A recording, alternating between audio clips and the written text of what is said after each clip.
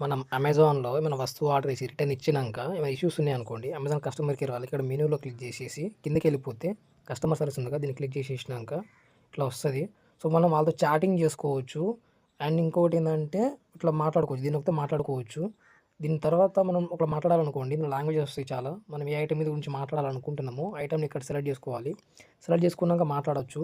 And ఇంకొకటేందంటే మనకేమైనా issues ఉన్నాయనుకోండి వాళ్ళలో టీమ్స్ ఉంటారనమాట. అంటే టీమ్ లీడరు, వాళ్ళ కింద స్పెషల్ టీమ్ అని, ఇలా కింద ఇంకొకళ్ళని చెప్పేసి ఉంటారు. మనం స్టార్టింగ్ చేసేటప్పుడు వీళ్ళొస్తారనమాట. నార్మల్ కస్టమర్ కేర్ వాళ్ళొస్తారు. వీళ్ళు చిన్న చిన్న ఇష్యూస్ ఏముంటే వీళ్ళు డీల్ చేస్తారు. ఇంకా కొంచెం పెద్ద ఇష్యూస్ కానీ అమౌంట్ సంబంధించి రిటర్న్ అమౌంట్ అంటే మనం తిరిగి ఇచ్చిన ఐటెమ్ గురించి ఏమైనా ఉంటే స్పెషలిస్ట్ టీమ్ వాళ్ళు వర్క్ చేస్తారు. దానికి సంబంధించిన తర్వాత ఏమైనా ఇష్యూస్ మనకు సాల్వ్ కాకపోతే టీమ్ లీడర్స్ అని దానిపైన ఇంకా అట్లుంటారు. మెట్ల లెక్క కింద నుంచి పైకి అన్నట్టు వీళ్ళందరూ ఒక్కొక్కటి డీల్ చేస్తా ఉంటారు. సో, నాకొచ్చేసిన ప్రాబ్లమ్ ఏంటిదంటే ఇది తీసుకున్న ఐటెమ్ ఏంటంటే ఇది వన్ ప్లస్ సంబంధించి నాట్ 3 దీన్ని రిటర్న్ ఇచ్చేసిన.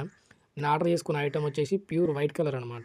ఈ వైట్ కలర్ ఐటెమ్ తీసుకున్నాక ఏమైందంటే నాకైతే ఒకసారి పని చేయలేదు. పని చేయకపోవడం వల్ల నేను కస్టమర్ కేర్‌కి ఫోన్ చేసి తిరిగి ఇచ్చేసిన.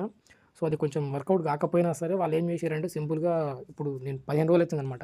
మినిమమ్ 15 వర్కింగ్ డేస్ లోపు అయితే ఎలాంటి అమౌంట్ రిఫండ్ పడిపోతది. ఏ ఇష్యూస్ లేకపోతే. ఏమైనా ఇష్యూస్ ఉంటే మాత్రం ఒకసారి మనమే వాళ్ళకి ఫోన్ చేయాల్సి వస్తది కస్టమర్ కేర్ వాళ్ళకి. సేమ్ ఇందాక చూపించిన ప్రాసెస్ లెక్క.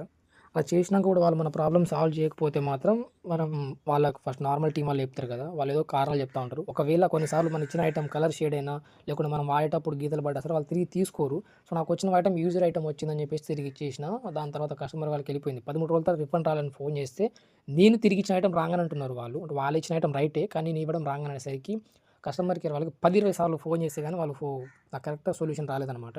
అయితే లాస్ట్‌కి ఏం చేసినా అంటే వాళ్ళ కస్టమర్ కేర్ వాళ్ళు ఉంటారు కదా!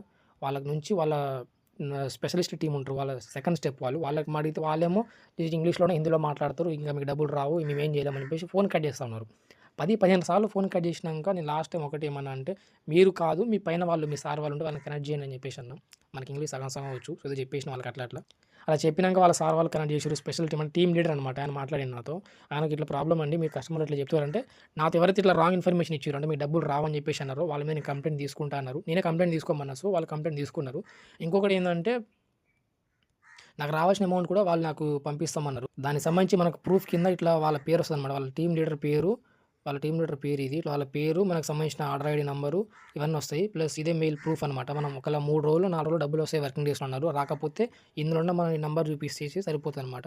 అదే ఒకవేళ ఈ లింక్‌ని క్లిక్ చేస్తే మాత్రం మన రిఫండ్ ఎక్కడ దాకా ఉందో కూడా చూస్ చేసుకో. సో, ఇలాంటి ఇష్యూస్ కూడా అమెజాన్‌లో కూడా ఉన్నాయి. సో, కస్టమర్ కేర్ వాళ్ళు కొంతవరకు హెల్పింగ్ ఉంటారు. కాకపోతే 10 మందిలో ప్రాబ్లమ్ సాల్వ్ చేసుకునే వాళ్ళు, అర్థం చేసుకునే వాళ్ళు ఒక్కళ్ళే ఉంటారు. సో, జాగ్రత్తగా ఆన్‌లైన్ ఏది వాడినా అమెజాన్ కాదు ఏదైనా వాడినా జాగ్రత్తగా వాడుకోండి.